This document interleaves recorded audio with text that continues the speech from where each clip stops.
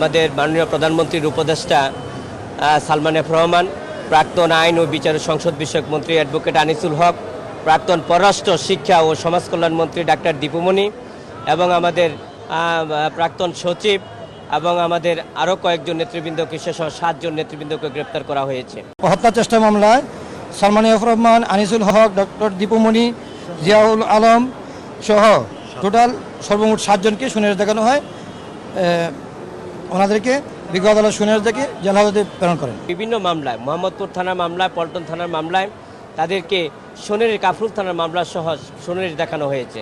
আপনারা দেখেছেন যে এই যে আসামিদেরকে, যারা গত সরকারের মন্ত্রী ছিলেন, এমপি ছিলেন, উপদেষ্টা ছিলেন, সচিব ছিলেন, তাদেরকে গ্রেপ্তার সুনির্দেশ দেখানো হচ্ছে, রিমান্ডে নেওয়া হচ্ছে, এমনকি প্রতিটা মামলায় তাদেরকে গ্রেপ্তার করা হচ্ছে, যা আইনের শাসনের পরিপন্থী এবং ন্যায় বিচারের পরিপন্থী এবং মানবাধিকার লঙ্ঘিত হচ্ছে বলে আমি মনে করি।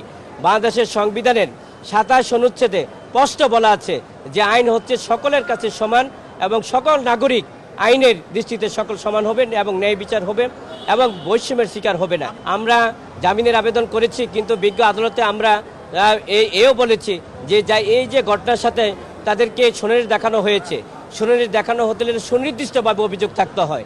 একটা হচ্ছে যে কোনো ইতিপূর্বে যারা এই মামলায় আসামি গ্রেপ্তার হয়েছে তাদেরকে 161-এ আমাদের নাম বলতে হবে এবং 164-এ নাম বলতে হবে এবং ঘটনার সময় সিসিটিভির ফুটেজ এগুলি দেখাতে হবে।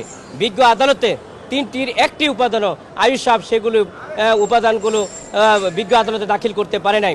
অর্থাৎ আমাদের বিরুদ্ধে কোনো 161-এ কোনো আসামি বলেছে বা 164-এ বলেছে বা ভিডিও ফুটেজও আমাদেরকে এই ছবিতে দেখা গেছে এরকম আয়ুষ।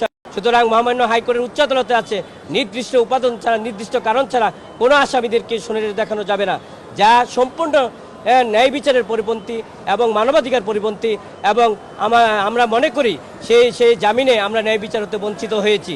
আমরা বিজ্ঞ আদালতে যে আদেশ এবং অর্ডার দিয়েছে আমরা সেই ব্যাপারে সংক্ষুব্ধ এবং আমরা বিক্ষুব্ধ। আমরা মনে করেছি ন্যায় বিচার হতে আমরা বঞ্চিত হয়েছি, আইনের শাসন প্রতিফলিত হয় নাই।